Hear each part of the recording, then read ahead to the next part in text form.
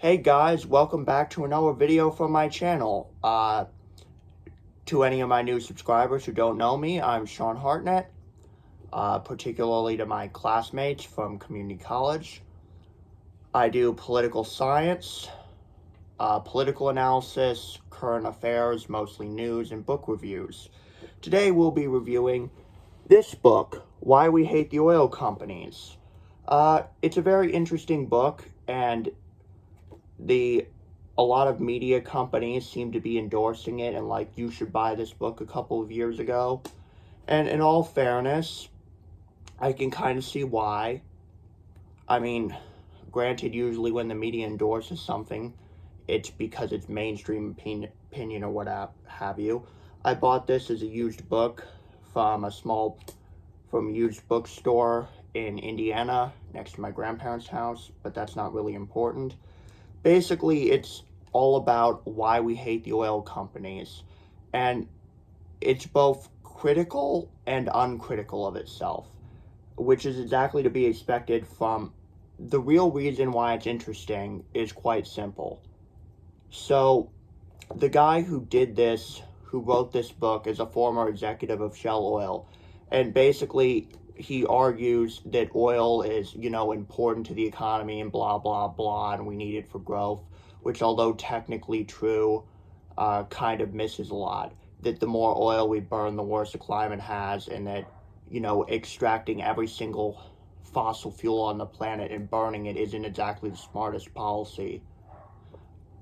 But he misses a bunch of things. He never talks about climate change. He doesn't really talk about the environment. He doesn't even talk about peak oil because, bad for business. And it's basically like, and it's interesting because his deal is, we as oil companies need to spend more effort convincing consumers to drill more oil, which is basically like, we need to spend more money convincing people that climate change isn't real. He stops just short of saying that, but more or less says similar stuff. He talks about how, like, the consumers hate their guts, but has absolutely no self-reflection on it. It's like, it couldn't be that price per barrel of oil is not as high as it was in 2008, yet gas prices are higher than 2008. It couldn't be that we made record profits while demand was low. It couldn't be that, we profiteered during the pandemic. No, the reason why why the public hates us is because we don't spend enough time talking to them or anything. And so it's interesting because basically it gives you an industry perspective of like what oil companies think of their consumers, that they're not educated enough, that we need to educate people.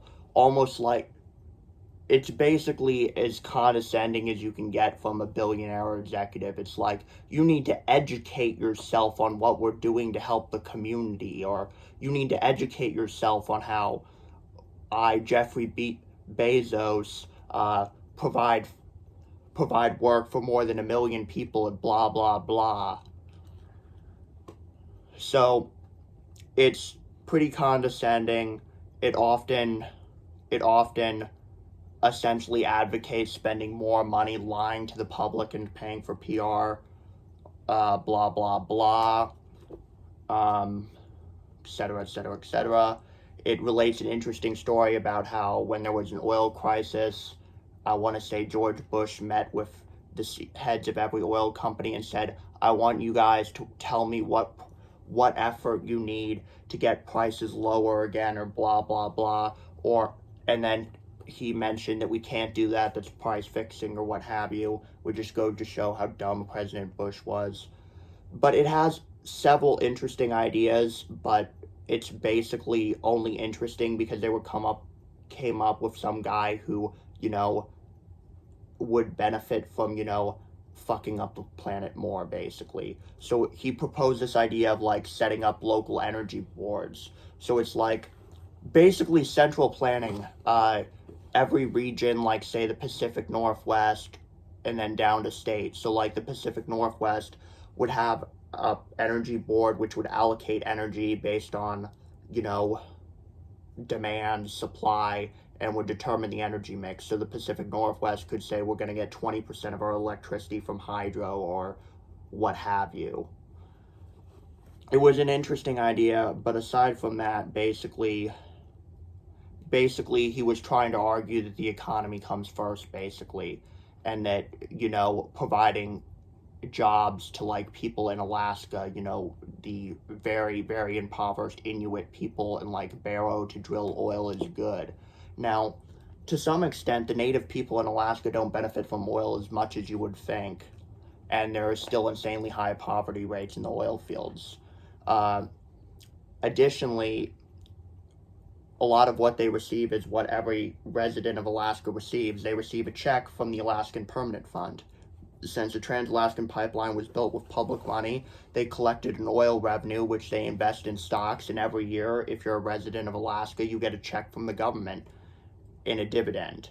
It's somewhere between like 1,000, 1,200, and 2,000 based on how well the market did, so on and so on, how many people drawing it. That's how remote and unpopulated Alaska is. That's a legitimate way to get people to move there. A friend of mine who was an actor, I went to school with him. He told me how he was the age of 12. He's like, I receive $1,200 from the government of Alaska because I am technically an Alaskan resident as an Alaskan Permanent Fund. He also bragged about how he was in commercials and stuff. I mean, I get that that's a tangent, but I figure it was interesting to like connect to this. He also basically said that, you know, electric cars, there's not enough infrastructure, blah, blah, blah. We're going to need oil for the foreseeable future. You get it. And I'm going to do a video debunking anti-electric car talking points at a suggestion of one of my classmates so that they can get that as well. But ultimately, I would argue that the odds that electric cars are actually going to fix climate change is pretty low, basically because I put the odds of being able to pull up from this climate disaster rather than slam the plane into the ground at 550 miles an hour at something like 30-70, meaning there's a 30% chance. But at the same time, if you tell people that, people take even less action on climate change, and then the odds of crashing into the ground are 100%. So, but anywho, these Alaskan Native communities have to deal with persistent oil pollution, the environment, their water supply, their food supply, all of it's contaminated by toxic oil. They see cancer clusters. Their traditional way of life is disappearing, both because of climate change and oil drilling. So climate change is melting the pack ice. That means traditional seal, whale, and walrus hunting, they have to travel further and further out. They can't do it with traditional boats anymore, which means that they now need to use the same type of fishing boat that you see everywhere. You know, the one with the gas motor that goes out miles and miles. And even then, they're seeing less and less walruses, less and less whales, less and less seals. You name it, if it's a part of their traditional way of life, the population is declining, and it's getting harder and harder to find them. They're getting further and further out because the pack ice is melting because of climate change. Polar bear hunts, well, the polar bears are in decline as well.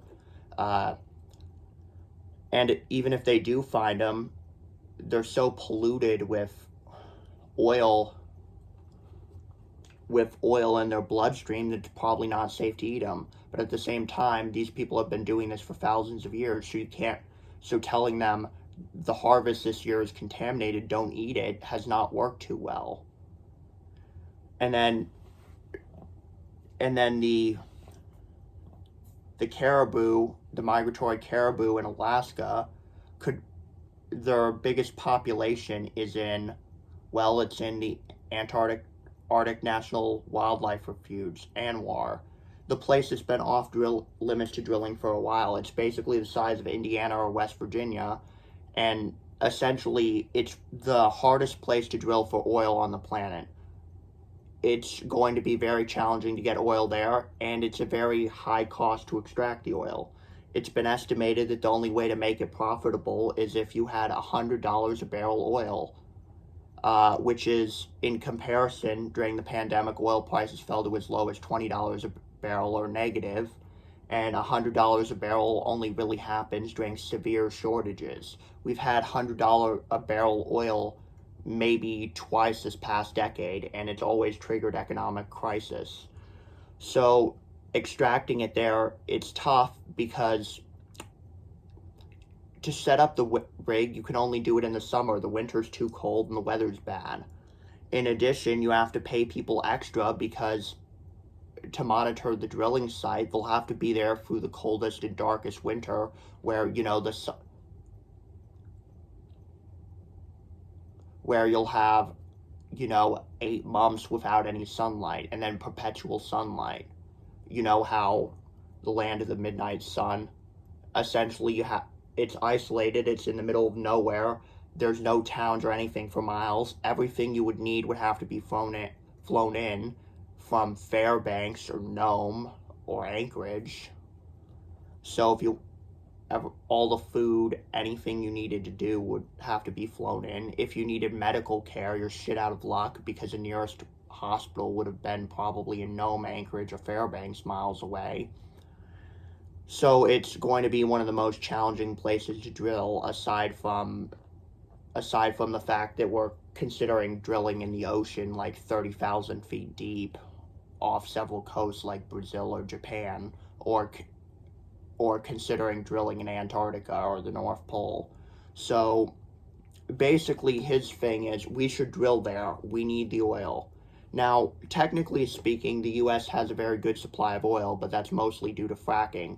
Without fracking, our oil production peaked in the 1970s, and the whole reason why fracking saved us is because, well, there's a bunch of oil that's trapped in rocks, and dumping toxic chemicals out can get it out. And basically, it's very expensive, and a lot of the fracking boom was built on cheap credit, unsustainable debt, and not making any money.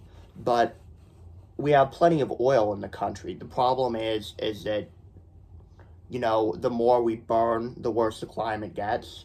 The more we burn, the less oil we have for the future. The more oil we waste on stupid shit, the less we have for critical things like petrochemicals, industry chemicals, and medical uses. So basically, we shouldn't be wasting our oil and essentially starting, drilling in ANWR. Basically, it's a sign that all the easy oil is had, basically, because you wouldn't drill in ANWR if you could drill anywhere else. And yes, there's oil off the coast, but, polluting.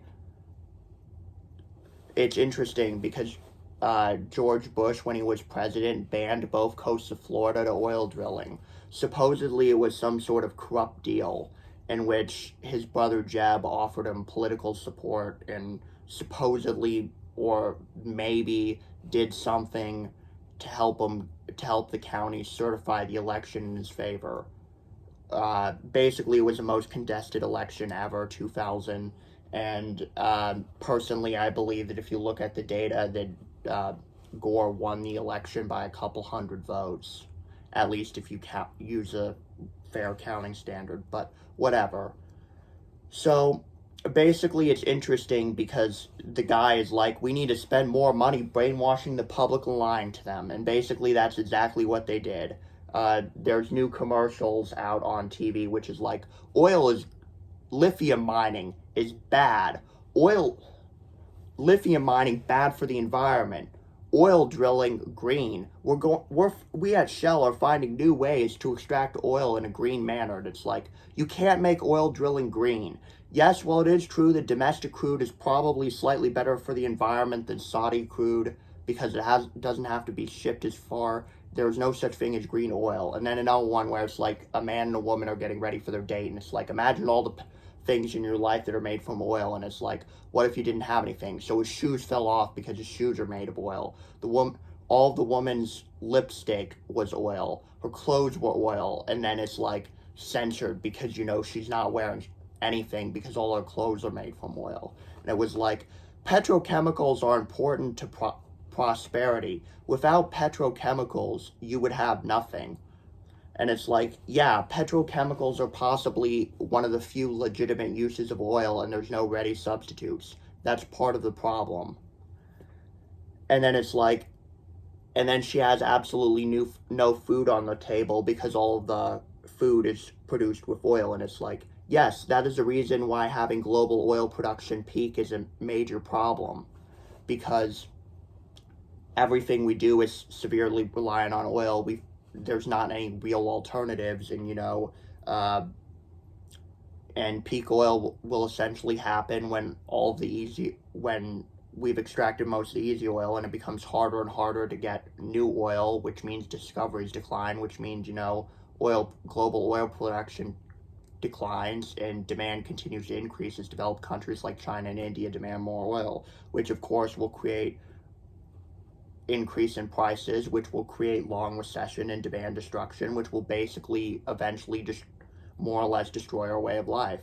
But that's a problem for next time. Instead, BP is talking about how they've invested the most money in renewable energy possible of any company, because they determined, they're very concerned that their entire business model will disappear, that people will simply stop buying oil over time. So it's like, yeah, let's invest in solar, wind, biofuels, ensure that if our stuff gets replaced, if our product gets replaced with anything else, we'll be leaders in the new market. But basically, he also covers how the Supreme Court threw out a challenge. There was a lawsuit that went all the way to the Supreme Court. It was the oil companies knowingly lied about how dangerous their product was and it was destroying their planet. And as a result, young people from like 16 to 25 were suing the oil companies, saying that since they knew it was harmful and didn't do anything, that they should have to pay reparations, which is a completely legitimate perspective. I mean, it's basically the one difference between the oil industry and the tobacco industry is basically that the oil industry doesn't directly kill people. The tobacco industry, their product directly killed people. In this case, it's a lot harder to link cause and effect, which makes the whole lawsuit harder to do, because it's basically, my house was hit by a 1,000-year storm, but it could have been Mother Nature, or it could have been climate change. So personally, I think that since the Supreme Court seems intent on arguing old cases again, I think that Biden should stack the Supreme Court with people who will find the oil companies guilty, because there's documents saying that they knew that oil was bad for the climate as early as the 50s and 60s and lied. It's much like the Supreme Court case which ruled that Nestle could not be sued in an American court for using child labor in Ghana. Now, you can't have those type of lawsuits in corrupt countries with corrupt judicial systems, especially if they hate foreign companies entirely. Just now, this might be the only time in which I defend foreign companies. Normally, I hate foreign companies, but basically, if the whole reason for a lawsuit is, we don't like the West, blah, blah, blah, we're going to sue them for frivolous reasons, I think that's anti-competitive, anti-trade, and anti-market, and you can't have that. But at the same time, if the local courts are too corrupt, and, you do something that would be a crime in the U.S., I don't necessarily see why, if all the I's or T's are dotted and, international courts, which can't be trusted, don't have any real, you can't bring it to them. I don't see why those enslaved workers in Ghana couldn't sue an American court, but the Supreme Court basically ruled that there's no jurisdiction and what have you. But anywho, the Supreme Court is basically unconstitutional at this point. They're probably going to strike down the abortion pill thing. Never mind that the FDA has every right to approve whatever drug it wants, and the Constitution basically says that interfering with interstate commerce is unconstitutional, and moving pills through the mail is fucking interstate commerce. But at this point, since the Supreme Court doesn't want to follow the Constitution or do its job, in any other industry, they'd be fired. And since impeachment is impossible, I would suggest prison time. But anywho, sorry for all the tangents. Basically, that is how you know it's a good book. If it gives you a bunch of questions to think about and essentially gives you a lot of material, it's a good book. Anywho, it's worth reading at least to know your enemy. 4.5 out of 5. Anywho, like, comment, and subscribe. I would like to thank all of my new viewers, my new subscribers. You make this all possible. I will try and get back in a regular uploading schedule. I'm going to do that video on electric cars, and I'm probably going to do one about how conservative economic policies have been ruining this country since the 80s. Bye.